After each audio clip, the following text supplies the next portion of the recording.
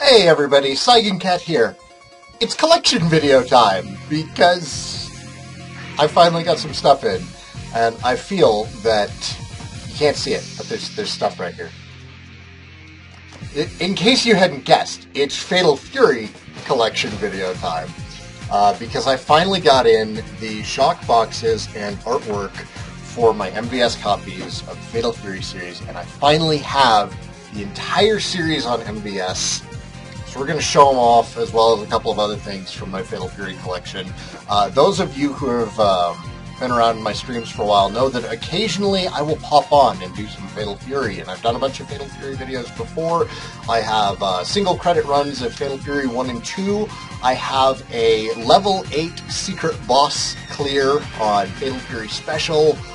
I'm a fan of the series. I really hope that with the SNK Steam releases of, like, you know, Metal Gear X, Metal Slug X, Metal Slug 3, and then, you know, the dream matches of King of Fighters, that we will see more in the way of Steam releases of classic SNK Neo Geo games. Maybe some Samurai Spirits. Some Samurai Showdown would actually be really good on Steam. So we're gonna move this down so you can see this. Oh yeah, those custom shock boxes. I got these off of Southtown Homebrew. I believe they're all custom molds, because originally the MVS cartridges did not come with shock boxes. That was an AES home cart thing. So these are all actually designed for the MVS. And then this cover art that I got for them is actually designed by a user on Southtown Homebrew. I cannot remember his name. They have a bunch of different options for what art, and you can order just the art or just the shock box, but I went for the whole thing. And he actually designed it so that all of them line up together and give you this awesome background featuring Geese, obviously, Krauser, and then I want to say that this is Lawrence Blood, which is strange that they have him on here with two main bosses. Like, you'd think they would have gone for one of the twins, or maybe even Yamazaki or something. But, you know, whatever. I have to wonder how well the microphone was picking all that up. So let's get to it. Let's start going through these. So here's the box for Fatal Fury 1. It's got art on the back. The MVS cart fits in here rather nicely. Plus it's got this neat little thing here to get it out easily. This is an English release of the cart, although it's more of just an English label. The neat thing about the MVS is that most games were released worldwide, and where it was from, you could tell almost entirely from the label. The hardware was the same every time, and it would play on any MVS wherever you were. Language is decided by the actual BIOS. So if you have an MVS, you can change the BIOS language to play the Japanese version of the game. There's Fatal Fury 1. I'll show off the covers for each of them. Cover for Fatal Fury 2. Not bad. Try and avoid the glare. I'm super happy to have these all actually nicely packaged now. I don't know if I'm going to bother with getting nice boxes for all of my MVS games, but definitely for all the fighting series, which means, oh, King of Fighters is going to be a pain in the ass. Fatal Fury 3. Looks like Terry's losing to Franco Bash, which might be pulled directly from the last time I played, because I have a hard time with Fatal Fury 3. I did fine. I'm really good with the first Fatal Fury. I can beat the first Fatal Fury, like, I can go outside right now, boot it up, max difficulty, and I can single credit it. Fatal Fury 2 was a lot harder. Fatal Fury Special is a pain in the ass with Terry. I have the hardest time with Fatal Fury 3. I don't get it. We got Real Bout. Geese looking serious. Got some Real Bout Special. Got my Terry on the front. That's probably... I don't know who that is on the back. next to them. I want to say it's Yamazaki, but it actually doesn't look too much like him. Massive, massive pile. I love how big MVS games are. We've got Real Bout 2, the newcomers. Oh, and the pride of my collection, and probably the most expensive card I have, is Mark of the Wolves. If you have not played Mark of the Wolves, and you consider yourself a fighting game fan, do yourself a favor. Or just, you know, even if you're not a fighting game fan. This game is amazing in its animation, its music, its balance. It's one of the games responsible for me getting into fighting games. Because I didn't really... Like, I grew up with the arcades, you know. I'd played on a Neo Geo before, and I'd played Street Fighter 2 in the arcades, and Mortal Kombat plenty of times. But I didn't actually, like, start learning fighting games, and, like, learning the special moves and things, and how to do special moves, until I got a Dreamcast. And the first one was King of Fighters 99, which is actually 98, but on the Dreamcast it was 99, which is just wrong. I'm going to take this off now. But I also did pick up Mark of the Wolves eventually, and I had a lot of fun with that one also. And it's definitely one of the best fighting games ever made, if not the best 2D fighting game ever made. As far as some of the other games are concerned, we've got Fatal Fury Wild Ambition. This was originally released on the, I think it was called the Hyper Neo Geo 64 or something. It was a very short-lived Neo Geo machine. It wasn't near as successful as the Big Red Monster that everybody's familiar with. But this is their first entry into the 3D realm. And it's not bad. It reminds me a little bit of, like, Maximum Impact. Maximum Impact. I just got off of work. And then we've got Robot Special, Dominated Mind. This was a PlayStation-only release. And it only came out in Japan. This one, I think it runs off the same engine as Real Bout Special, actually, and then it's just got a bunch of other stuff in here. It's got a character that's never been in any of the other games. And the neat thing about this is it was a 2-disc collection. And what Disc 2 was essentially a bonus disc, and it came with, like, a bunch of extra stuff on it. Unfortunately, it's all in Japanese, so I couldn't really get too much use out of it, but it's still neat to look at.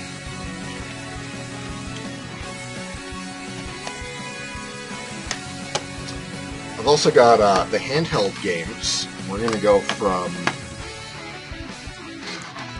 We've got 2 for the Game Boy. I haven't tried this one yet. Fatal Fury Special on the Game Gear. Not a very good port of a fighting game. I was never really a fan of the Game Gear. There were not a lot of games that I felt actually played really well on the Game Gear. There's, like, a couple of the Sonic games, like Triple Trouble was pretty good. But, fighting games, no. No, no, no. I don't know how I would judge this one against Mortal Kombat on the Game Gear, because I played that one also. And that was graphically more impressive, but gameplay-wise, they're both pretty rubbish on handheld.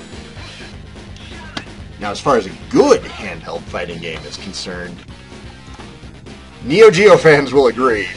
The Pocket and Pocket Color was where you went. These are some of the best handheld fighting games. I don't know how focused that is. Anyhow, this is Fatal Fury First Contact. I think it's based on Real Bout 2 is where the engine comes from. And this, I want to say that this one had, I can't remember her name. It's the drunken boxer girl. And I think she actually started in this one, and then she was kind of a fan favorite, and she got put into the other games. I also have the movies.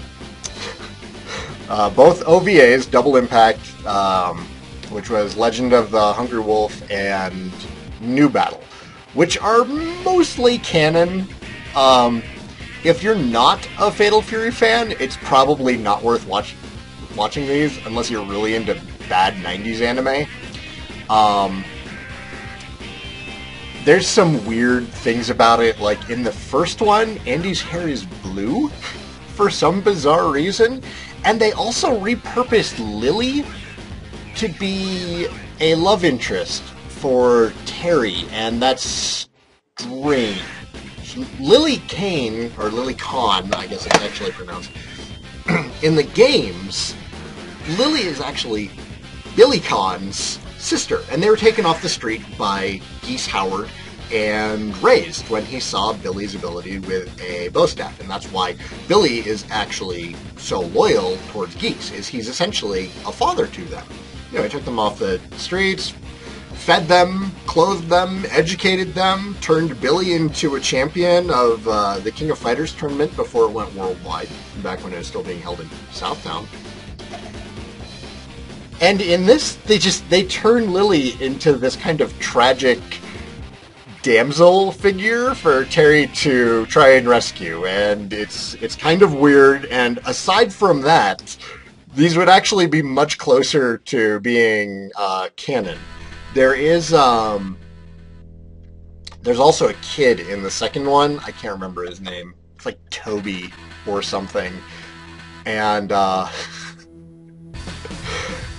have no idea why he exists or why he's in the story. And actually, I thought that he was just exclusive to the New Battle OVA until he shows up in Terry's ending for Fatal Fury 2 and Fatal Fury Special. There's no mention of him like anywhere else. He's just this kid who shows up with Terry sometimes. And then there's Fatal Fury the motion picture, and this one's actually a lot better than the other one.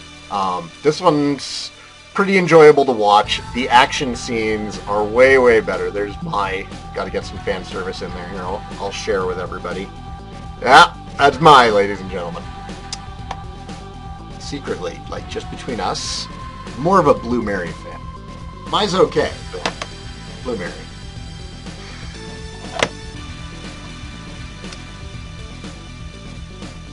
This has nothing to do with the games, but it is definitely the better one to watch. I would actually recommend this just for fun. It's a really enjoyable movie to watch. I think you can actually find it on YouTube easily enough. There's a couple of people who have posted it on YouTube. And, yeah, that's... It's worth watching. Just give it a chance. It has nothing to do with the games. Like, it acts as a sequel to the two previous OVAs, which, at least, you know, are based on the games. No idea where this story came from. Then I have 3 figures from Japan that I'm going to share. Now, I think these 2 are from the Fatal Fury 2, Fatal Fury Special era. This one might actually be from... No, this has to be from 2 or Special. So I have Geese here. I think these are called Gashapon figures. I'm not sure what the naming convention is on that, or what Gashapon means. But anyhow, this is actually, and he stays together pretty well, this is actually in several parts. You can probably see the seam on his leg. I had to stick them all together, and they are kind of stubborn. They're very old. The plastic is pretty warped. He definitely doesn't want to stand up on his own. But I found this for a pretty good price on eBay. It was only like a couple of bucks with free shipping. Then we have, this one was really easy to find. There are my figures everywhere. Usually they're crazy expensive. She falls apart at the drop of a hat. There's her cute butt. I know everybody was waiting for that. Yeah, she falls apart like crazy. She doesn't even remotely stand up. This little base that they gave her. Nothing. You see all this weight coming over this way because of the way she's leaning and because of her, I don't know what that is. It's like the back of her skirt or something. And she's got these weighted balls hanging on there for her Ryuenbu attack. Yeah, she just keels right over. The only one that stands up properly is because she's sitting down. This is Hotaru Futaba from Garo, Mark of the Wolves. And she's probably my favorite character in that game. Like, Terry's in there, and you know I'm a Terry fan. But I think I definitely prefer playing Hotaru. She's really good. Now, I've shown you all this cool Fatal Fury stuff. And I definitely want more people to play Fatal Fury. It's on Supercade, it's on GGPO. If you ever want a match, please let me know. We will find a time. I would love to play some Fatal Fury. We can even record it or stream it or something, do a first to 10 grudge match style type thing. The ROMs are easy enough to find. I know I probably shouldn't talk about piracy, but there's no good way to play these online, aside from GGPO and Supercade. If you want to support SNK, Fatal Fury Special just came out on Android and iOS. Garo Mark of the Wolves has been out on Android and iOS for a while, and these are really, really, really good ports.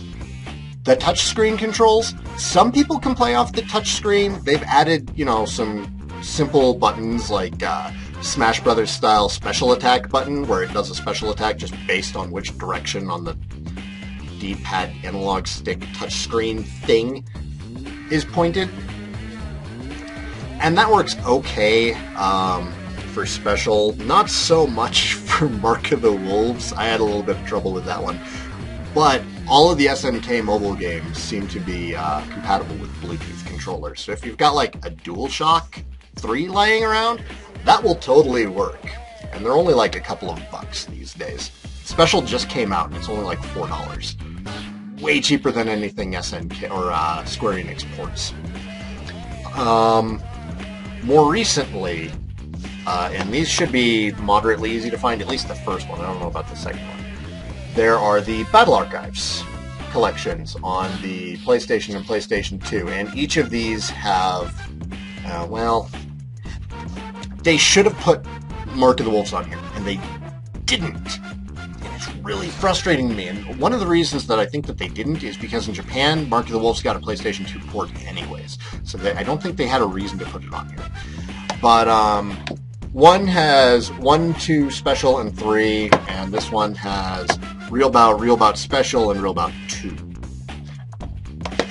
And I got them back when they came out. They were only like $20 at launch, so it was a pretty good deal for me. And this was actually how I first actually started playing the Fatal Fury games with any amount of skill. Like, I hadn't actually beaten many of the Fatal Furies before these. And when these came out, I went through and I wound up beating each of them. Apparently those skills have disappeared because I have a hell of a time again. I think that's everything. Those are all of my Fatal Fury games. I have a couple other ports, like I have, you know, Fatal Fury on the Genesis and Super Nintendo, and I think I have a copy of Special on the Super Nintendo. The Genesis and SNES release of Fatal Fury 1 are interesting in that anyone who's familiar with the arcade version of the game, in the arcade only 3 characters are playable, the Hungry Wolves team. Terry, Andy, Joe.